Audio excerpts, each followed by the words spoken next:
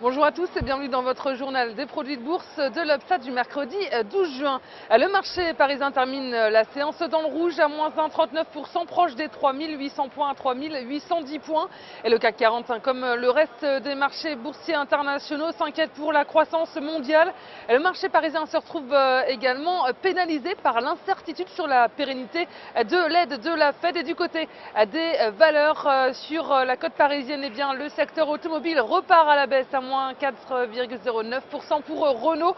Michelin lâche 3,09% et Peugeot est à moins 3,20%. Et outre-Atlantique, à Wall Street, eh bien, la séance a clôturé en nette baisse également. Et New York suit la tendance générale des marchés internationaux et plonge dans le rouge. Les marchés sont nerveux, toujours incertains de l'orientation des banques centrales. Ils ont débuté la séance sous pression avec le Japon. La Banque du Japon n'a pas annoncé de nouvelles mesures d'assouplissement monétaire. Autre source d'inquiétude, selon des bruits de marché, la Fed pourrait réduire ses rachats d'actifs dès la semaine prochaine. Les investisseurs ont donc préféré marquer une pause aujourd'hui et empocher une part du bénéfice engrangé la veille. D'autant que l'actualité macroéconomique aux États-Unis était encore peu fournie. En revanche, eh bien, du côté des valeurs, les fusions-acquisitions sont en vedette. Le groupe japonais de télécom SoftBank vient de proposer 1,5 milliard de dollars supplémentaires pour mettre la main sur le numéro 3 américain des télécoms Sprint Nextel.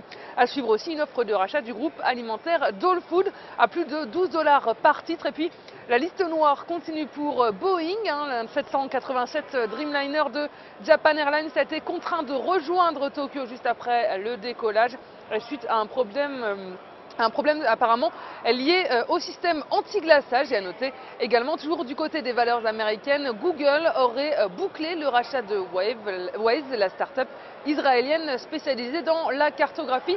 Et cette opération devrait permettre au géant technologique d'améliorer notamment son produit Google Maps.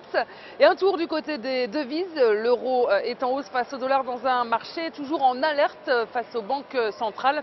Et sur le marché des produits de bourse, les volumes sont en hausse, favorisés par la volatilité des marchés avec 28,2 millions d'euros échangés dans une séance de fort repli.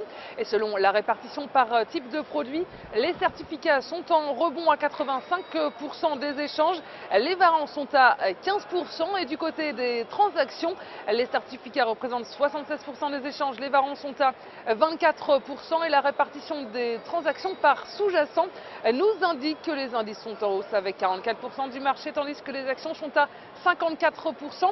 Et si on regarde enfin la répartition des transactions sur les varants, eh bien on voit que les indices sont à 46% des échanges, les actions sont à 52% et le taux de change et les autres varants sont tous les deux à 1%. Et on s'intéresse aujourd'hui au groupe de luxe L'Oréal. Le titre s'est retourné à la baisse après avoir buté une deuxième fois sur les 137,80 €.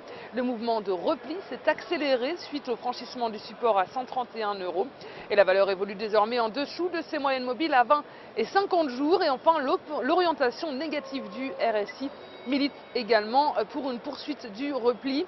L'Oréal vise donc 115 et 107,50 € et ce, tant que le seuil de résistance reste à 131 €. Et la stratégie qui vous est proposée pour jouer cette valeur, c'est l'achat du warrant put L'Oréal à 4800 cités d'Unicredit au prix d'exercice de 110 € et d'échéance au 6 décembre 2013. Voilà, c'est tout pour aujourd'hui. Passez une très bonne journée et à demain.